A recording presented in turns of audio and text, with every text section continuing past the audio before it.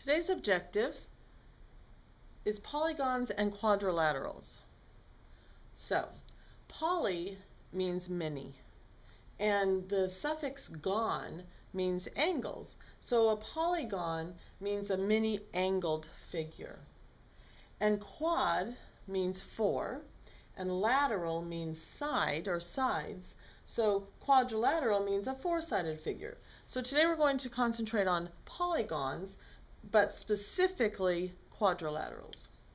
So a polygon is a closed figure made of line segments that do not cross. All right? So here are some examples of polygons. It's closed. They're all straight lines. Those are straight lines. Okay, here's closed. It's an equilateral triangle. Here's a closed figure. How many sides can you see? 1, 2, 3, 4, 5, 6. That would be a hexagon. Another closed figure with all sides the same. 4 sides that are the same. So that's a square. And another four-sided figure. Apparently I like drawing those. And here are some shapes that are not polygons. The circle is not a polygon because it's not made of line segments. This one is not a polygon because it's not line segments and it's not closed, it's open. Here's one that's made of line segments, but again it's not closed. And here's one that's made of line segments, but the line segments cross. Okay, so these are not polygons, even though some of them have the requirements of being straight lines, line segments, or closed, but they're not. All right, a regular polygon has all sides and angles the same, all are congruent. So for example, a square or an equilateral triangle. Okay, so here's your equilateral triangle. These two I know are regular polygons. All sides and angles the same. I don't know if this is or not because I don't have it marked. Okay, you don't know. Now we're going to so that's polygons, all right? Now we're going to talk about a specific type of polygon, a four-sided figure called quadrilaterals. There's several different types of quadrilaterals, and in order to be classified, they have to fulfill certain requirements, and these requirements are things that you need to know. So first off, I have trapezoid. I drew two different types of trapezoids for you to see. This one is an isosceles trapezoid. It's like you took an isosceles triangle and chopped off the top. Okay, these two sides, opposite sides, are the same here. This is just a regular trapezoid. And in a trapezoid, there are one pair, which means two, of parallel. Remember, that's the symbol for parallel. One pair of parallel sides. And the little arrowheads drawn on the lines mean that these are parallel. So I'm telling you the top and bottom are parallel here, the top and bottom are parallel here. And really, those are called the bases. Whatever something sits on is called a base. So you could flip it over and it could sit on the other side also. So a trapezoid has one pair of parallel sides.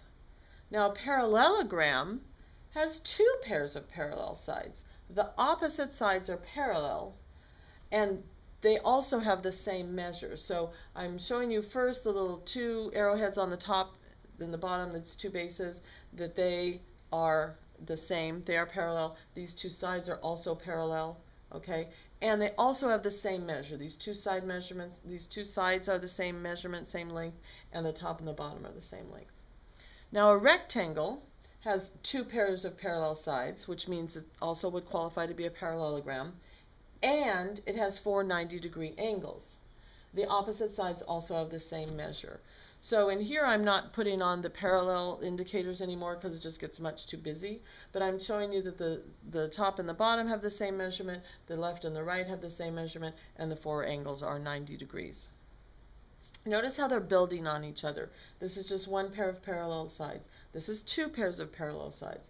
This is two pairs of parallel sides and four 90-degree angles. Now, a square. Two pairs of parallel sides, four 90-degree angles, and all sides are congruent, which means all sides are the same measure. So we have our four 90-degree angles, all sides are the same measure. Now we go to a rhombus. A rhombus, we can put a rhombus in two different places, but I like to put the rhombus after the square because a rhombus has two pairs of parallel sides and all sides are congruent. It just doesn't have the four 90-degree angles. So you could kind of think of it as If you have a rectangle and push it sideways a little bit, you get a parallelogram. If you have a square and push it sideways a little bit, you get a rhombus, okay? Because all sides are the same. Now, here's a nice thing.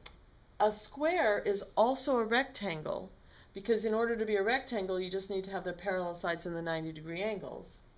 It's also a rhombus, because you just need to have the parallel sides and all sides congruent.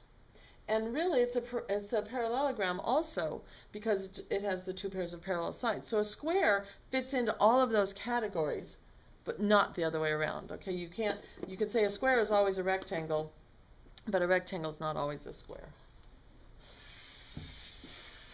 All right, all quadrilaterals that can be split into two triangles have 360 degrees inside, because 180 degrees for a triangle times 2 is 360. And they can all be split into two triangles. So that's kind of a tricky thing. So notice I could split this diagonally, or I could split it the other way. I'll split this one the other way. I could split this one. Notice there are two triangles. That one's the right triangle. I can split this one, and I can split this one, and you still get triangles. So all quadrilaterals, interior angle measures are 360 degrees. And remember, in the triangle ones, they're all 180 degrees. And you use this information to find the missing angle measurements. So here's a quadrilateral, and I'm telling you two things. I'm telling you this angle is a right angle, therefore it is 90 degrees. This angle is 68 degrees. This angle is x, and this angle is 2x plus 1. That's what the measurement would be. So once again, we just list all four of our angles. 90 plus x plus 68. Technically, I could put this in parentheses so you know that it goes together. But since it's addition, it doesn't really make a difference. All right, combine like terms. 2x plus x is 3x. 68 plus 1 plus 90. 68 plus 1 is 69. And 69 plus 90 is 159. All right, combine like terms. Isolate your variables, subtract 159 from both sides. 3x equals 201. Now, I'd like you to look at this and see, does 3 go into 201 evenly? How can you tell? Remember your divisibility rules.